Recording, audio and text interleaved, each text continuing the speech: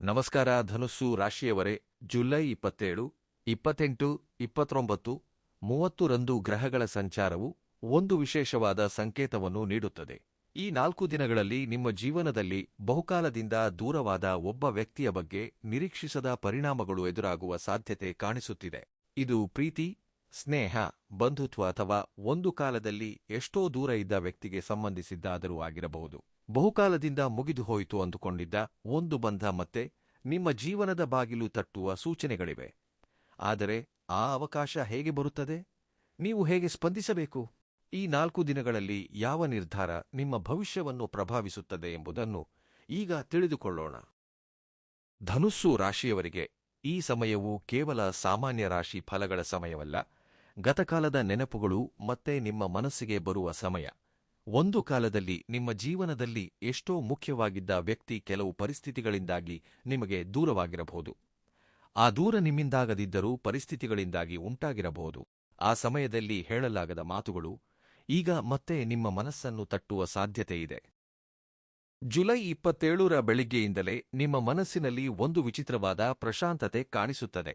ಅದೇ ಸಮಯದಲ್ಲಿ ಕೆಲವು ಹಳೆಯ ನೆನಪುಗಳು ಸಾಲಾಗಿ ನೆನಪಿಗೆ ಬರಬಹುದು.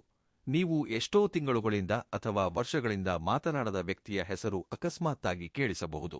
ಅಥವಾ ಆ ವ್ಯಕ್ತಿಗೆ ಸಂಬಂಧಿಸಿದ ಒಂದು ವಿಷಯ ನಿಮ್ಮ ಗಮನಕ್ಕೆ ಬರಬಹುದು. ಇದನ್ನು ಕಾಕತಾಳೀಯ ಎಂದು ಭಾವಿಸಬೇಡಿ. ಕೆಲವು ಸಂದರ್ಭಗಳಲ್ಲಿ ಜೀವನ ನಮಗೆ ಮೊದಲೇ ಸಂಕೇತಗಳನ್ನು ನೀಡುತ್ತದೆ. ನಿಮ್ಮ ಫೋನ್ನಲ್ಲಿ ಒಂದು ಸಂದೇಶ ಕಾಣಿಸಿಕೊಳ್ಳಬಹುದು, ಒಬ್ಬ ಪರಿಚಿತರ ಮೂಲಕ ಆ ವ್ಯಕ್ತಿಯ ಬಗ್ಗೆ ಮಾಹಿತಿ ಬರಬಹುದು, ಇಲ್ಲವೇ ನೀವು ಹೋಗುವ ಒಂದು ಸ್ಥಳದಲ್ಲಿ ಆ ವ್ಯಕ್ತಿಯನ್ನು ಅನಿರೀಕ್ಷಿತವಾಗಿ ನೋಡುವ ಅವಕಾಶವೂ ಇರುತ್ತದೆ. ಈ ಘಟನೆಗಳು ಸಣ್ಣವೆಂದು ಅನಿಸಿದರೂ ಅವುಗಳ ಹಿನ್ನೆಲೆಯಲ್ಲಿರುವ ಅರ್ಥವನ್ನು ಅರ್ಥೈಸಿಕೊಂಡರೆ ನಿಮ್ಮ ಜೀವನದಲ್ಲಿ ಒಂದು ಹೊಸ ಅಧ್ಯಾಯ ಪ್ರಾರಂಭವಾಗುತ್ತದೆ. ಆದರೆ ಇಲ್ಲೊಂದು ವಿಷಯ ತುಂಬಾ ಮುಖ್ಯವಾದದ್ದು. ಗತಕಾಲದಲ್ಲಿ ನಡೆದ ವಿಷಯಗಳನ್ನು ನೆನಪಿಸಿಕೊಂಡು ಕೋಪದಿಂದ ಸ್ಪಂದಿಸಬೇಡಿ. ನಿಮ್ಮ ಮನಸ್ಸಿನಲ್ಲಿ ಇನ್ನೂ ನೋವಿದ್ದರೂ ಧಾವಂತಪಟ್ಟು ಮಾತುಗಳನ್ನು ಆಡಬೇಡಿ. ಏಕೆಂದರೆ ಈ ಬಾರಿ ಪರಿಸ್ಥಿತಿಗಳು ಸಂಪೂರ್ಣವಾಗಿ ಬದಲಾಗಿರುವ ಸಾಧ್ಯತೆಯಿದೆ. ಒಂದು ಕಾಲದಲ್ಲಿ ನಿಮ್ಮನ್ನು ಅರ್ಥಮಾಡಿಕೊಳ್ಳಲಾಗದ ವ್ಯಕ್ತಿ ಈಗ ನಿಮ್ಮ ಮೌಲ್ಯವನ್ನು ತಿಳಿದುಕೊಂಡಿರಬಹುದು. ಜುಲೈ 28ರಂದು ನಿಮ್ಮಲ್ಲಿ ಭಾವೋದ್ವೇಗಗಳು ಇನ್ನಷ್ಟು ಹೆಚ್ಚಾಗುವ ಸಾಧ್ಯತೆಯಿದೆ. ನೀವು ತೆಗೆದುಕೊಳ್ಳುವ ಪ್ರತಿಯೊಂದು ನಿರ್ಧಾರದಲ್ಲೂ ಮನಸ್ಸು ಹೆಚ್ಚಾಗಿ ಮಾತನಾಡುತ್ತದೆ. ಆದರೆ ಅದೇ ಸಮಯದಲ್ಲಿ ವಿವೇಕವೂ ಅಗತ್ಯ. ನಿಮ್ಮ ಜೀವನದಲ್ಲಿ ಮತ್ತೆ ಪ್ರವೇಶಿಸುವ ಪ್ರತಿಯೊಬ್ಬ ವ್ಯಕ್ತಿಯನ್ನು ತಕ್ಷಣವೇ ನಂಬಿಬಿಡುವುದು ಸರಿಯಲ್ಲ. ಅವರ ಮಾತುಗಳಿಗಿಂತ ಅವರ ನಡವಳಿಕೆಯನ್ನು ಗಮನಿಸಿ. ನಿಜವಾಗಿಯೂ ಬದಲಾವಣೆ ಬಂದಿದೆಯೇ ಇಲ್ಲವೇ ಎಂಬುದನ್ನು ಸಮಯವೇ ಹೇಳುತ್ತದೆ. ಈ ಅವಧಿಯಲ್ಲಿ ಒಂದು ಆಶ್ಚರ್ಯಕರ ವಿಷಯವೇನೆಂದರೆ, ನೀವು ಎಂದಿಗೂ ಮತ್ತೆ ಮಾತನಾಡುವುದಿಲ್ಲ ಅಂದುಕೊಂಡಿದ್ದ ವ್ಯಕ್ತಿಯೇ ಮೊದಲು ನಿಮ್ಮೊಂದಿಗೆ ಮಾತನಾಡಲು ಪ್ರಯತ್ನಿಸಬಹುದು. ಅದು ಒಂದು ಸಣ್ಣ ಸುಖಕ್ಷೇಮ ವಿಚಾರಣೆಯಾಗಿರಬಹುದು, ಒಂದು ಕ್ಷಮಾಯಾಚನೆಯಾಗಿರಬಹುದು, ಅಥವಾ ಯಾವುದೇ ಕಾರಣವಿಲ್ಲದೆ ನಿಮ್ಮ ಕ್ಷೇಮವನ್ನು ವಿಚಾರಿಸುವ ಸಂದೇಶವಾಗಿರಬಹುದು. ಅಂತಹ ಸಂದರ್ಭದಲ್ಲಿ ನಿಮ್ಮ ಹೃದಯ ಆನಂದದಿಂದ ತುಂಬಿ ಹೋಗಬಹುದು. ಆದರೆ ನಿಮ್ಮ ಉತ್ತರ ಮಾತ್ರ ಪ್ರಶಾಂತವಾಗಿರಬೇಕು. ನೀವು ಗತಕಾಲವನ್ನು ಸಂಪೂರ್ಣವಾಗಿ ಮರೆಯಬೇಕಾದ ಅಗತ್ಯವಿಲ್ಲ. ಆದರೆ ಗತಕಾಲದಲ್ಲಿ ನಡೆದ ಪ್ರತಿಯೊಂದು ನೋವನ್ನು ಭವಿಷ್ಯದ ಮೇಲೆ ಹೇರಬೇಡಿ. ಜೀವನದಲ್ಲಿ ಎರಡನೇ ಅವಕಾಶ ಕೆಲವು ಬಾರಿಗೆ ನಮಗೆ ನಿರೀಕ್ಷಿಸದ ಸಂತೋಷವನ್ನು ನೀಡುತ್ತದೆ. ಅದೇ ಸಮಯದಲ್ಲಿ ಸರಿಯಾದ ನಿರ್ಧಾರ ತೆಗೆದುಕೊಳ್ಳದಿದ್ದರೆ ಮತ್ತೆ ನೋವನ್ನು ಉಳಿಸುವ ಸಾಧ್ಯತೆ ಇರುತ್ತದೆ. ಅದಕ್ಕಾಗಿಯೇ ಈ 4 ದಿನಗಳಲ್ಲಿ ಸಹನೆ ನಿಮಗೆ ದೊಡ್ಡ ಬಲ. ಈ ಸಮಯದಲ್ಲಿ ನಿಮ್ಮ ಕುಟುಂಬದ ಸದಸ್ಯರೂ ಸಹ ನಿಮ್ಮ ಜೀವನದಲ್ಲಿ ನಡೆಯುವ ಈ ಬದಲಾವಣೆಯನ್ನು ಗಮನಿಸುವ ಸಾಧ್ಯತೆಯಿದೆ. ಕೆಲವರು ನಿಮಗೆ ಒಳ್ಳೆಯ ಸಲಹೆ ನೀಡಬಹುದು, ಇನ್ನು ಕೆಲವರು ಗತಕಾಲವನ್ನು ಮತ್ತೆ ತೆರೆಯಬೇಡಿ ಎಂದು ಹೇಳಬಹುದು. ಅಂತಿಮವಾಗಿ ನಿರ್ಧಾರ ನಿಮ್ಮದೇ. ಆದರೆ ನಿರ್ಧಾರ ತೆಗೆದುಕೊಳ್ಳುವ ಮೊದಲು ನಿಮ್ಮ ಹೃದಯವನ್ನು ಮಾತ್ರವಲ್ಲ, ನಿಮ್ಮ ಅನುಭವವನ್ನು ಆಲಿಸಿ. ಗ್ರಹಗಳ ಪ್ರಭಾವದ ಪ್ರಕಾರ ಈ ಅವಧಿಯಲ್ಲಿ ನೀವು ಕಳೆದುಕೊಂಡ ಒಂದು ನಂಬಿಕೆ ಮತ್ತೆ ಹಿಂತಿರುಗಿ ಬರುವ ಸೂಚನೆಗಳಿವೆ. ಅದು ಒಬ್ಬ ವ್ಯಕ್ತಿಯ ರೂಪದಲ್ಲಿರಬಹುದು, ಒಂದು ಬಂಧದ ರೂಪದಲ್ಲಿರಬಹುದು, ಅಥವಾ ಒಂದು ಹೊಸ ತಿಳುವಳಿಕೆಯ ರೂಪದಲ್ಲಿರಬಹುದು. ಬಹುಕಾಲದಿಂದ ನಿಮ್ಮ ಮನಸ್ಸಿನಲ್ಲಿದ್ದ ಶೂನ್ಯತೆಯು ನಿಧಾನವಾಗಿ ಭರ್ತಿಯಾಗಲು ಪ್ರಾರಂಭವಾಗುತ್ತದೆ. ಆದರೆ ಈ ಅವಕಾಶ ಪ್ರತಿಯೊಬ್ಬ ಧನುಸ್ಸು ರಾಶಿಯವರಿಗೂ ಒಂದೇ ರೀತಿ ಇರುವುದಿಲ್ಲ.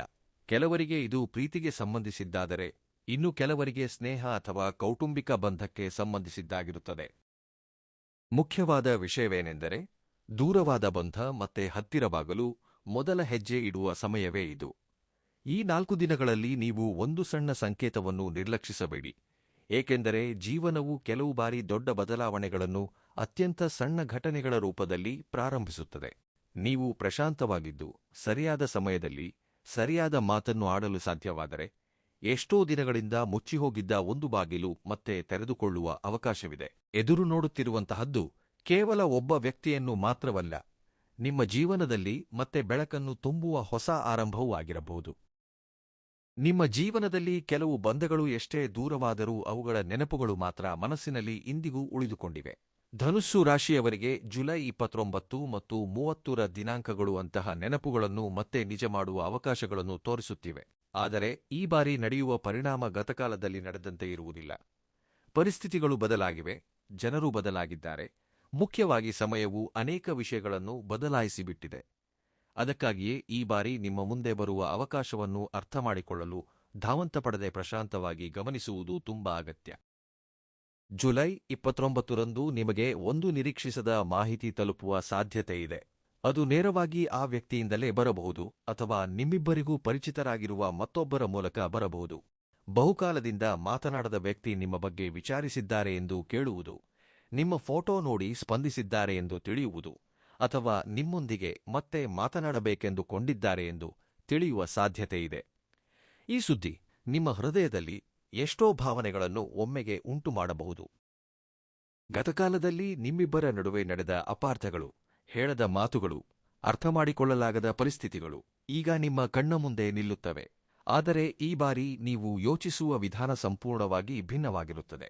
ಒಂದು ಕಾಲದಲ್ಲಿ ಕೋಪದಿಂದ ಸ್ಪಂದಿಸಿದ ನೀವು ಈಗ ಸಹನೆಯಿಂದ ಕೇಳಿಸಿಕೊಂಡರೆ ಅದೇ ನಿಮಗೆ ಬಲವಾಗುತ್ತದೆ. ಏಕೆಂದರೆ ಪ್ರತಿಯೊಂದು ಬಂಧವೂ ನಿಲ್ಲಲು ಪ್ರೀತಿ ಮಾತ್ರವಲ್ಲ, ಪರಸ್ಪರ ತಿಳುವಳಿಕೆಯೂ ಅಗತ್ಯ.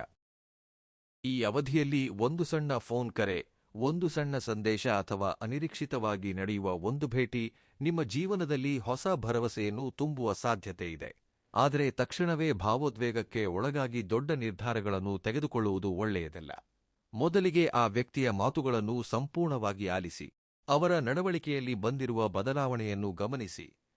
ನಿಜವಾದ ಬದಲಾವಣೆ ಕಂಡುಬಂದರೆ ಮಾತ್ರ ನಿಮ್ಮ ಹೃದಯಕ್ಕೆ ಮತ್ತೊಂದು ಅವಕಾಶ ನೀಡುವ ಬಗ್ಗೆ ಯೋಚಿಸಿ. ಜುಲೈ 30ರ ದಿನಾಂಕವು ಧನುಸ್ಸು ರಾಶಿಯವರಿಗೆ ಭಾವನಾತ್ಮಕವಾಗಿ ಅತ್ಯಂತ ಮುಖ್ಯವಾದ ದಿನವಾಗಿ ಕಾಣಿಸುತ್ತಿದೆ. ಈ ದಿನ ನೀವು ತೆಗೆದುಕೊಳ್ಳುವ ಒಂದು ನಿರ್ಧಾರವು ದೀರ್ಘಕಾಲದವರೆಗೆ ಪ್ರಭಾವ ಬೀರುವ ಸಾಧ್ಯತೆಯಿದೆ. ಒಂದು ಕಾಲದಲ್ಲಿ ನಿಮ್ಮ ಜೀವನದಲ್ಲಿ ವಿಶೇಷ ಸ್ಥಾನದಲ್ಲಿದ್ದ ವ್ಯಕ್ತಿ ಮತ್ತೆ ನಿಮ್ಮ ಜೀವನದಲ್ಲಿ ಇರಬೇಕೆ ಅಥವಾ ಗತಕಾಲವನ್ನು ಗೌರವಿಸಿ ಹೊಸ ಹಾದಿಯಲ್ಲಿ ಮುನ್ನಡೆಯಬೇಕೆ ಎಂಬ ಪ್ರಶ್ನೆಗೆ ಉತ್ತರ ಈ ದಿನಗಳಲ್ಲಿ ನಿಮಗೆ ಸ್ಪಷ್ಟವಾಗುತ್ತದೆ. ಗ್ರಹಗಳ ಪ್ರಭಾವದ ಪ್ರಕಾರ ಈ ಸಮಯದಲ್ಲಿ ಪ್ರಾಮಾಣಿಕವಾಗಿ ಮಾತನಾಡುವವರಿಗೆ ಉತ್ತಮ ಫಲಿತಾಂಶಗಳು ಕಾಣಿಸುವ ಸಾಧ್ಯತೆಯಿದೆ. ನೀವು ನಿಮ್ಮ ಮನಸ್ಸಿನಲ್ಲಿರುವ ಭಾವನೆಗಳನ್ನು ಸ್ಪಷ್ಟವಾಗಿ ಹೇಳಲು ಸಾಧ್ಯವಾದರೆ ಅಪಾರ್ಥಗಳು ದೂರವಾಗುತ್ತವೆ. ಬಹುಕಾಲದಿಂದ ಭಾರವಾಗಿದ್ದ ಮೌನ ಮುಗಿಯುವ ಸೂಚನೆಗಳಿವೆ. ಕೆಲವು ಬಾರಿ ಒಂದು ನಿಜವಾದ ಕ್ಷಮಾಯಾಚನೆಯು ವರ್ಷಗಳ ಅಂತರವನ್ನು ಕರಗಿಸಿಬಿಡುತ್ತದೆ. ಆದರೆ ಪ್ರತಿಯೊಬ್ಬ ದೂರವಾದ ವ್ಯಕ್ತಿ ಹಿಂತಿರುಗಿ ಬರುವುದು ನಿಮ್ಮ ಜೀವನಕ್ಕೆ ಒಳ್ಳೆಯದೇ ಎಂದು ಭಾವಿಸಬೇಡಿ.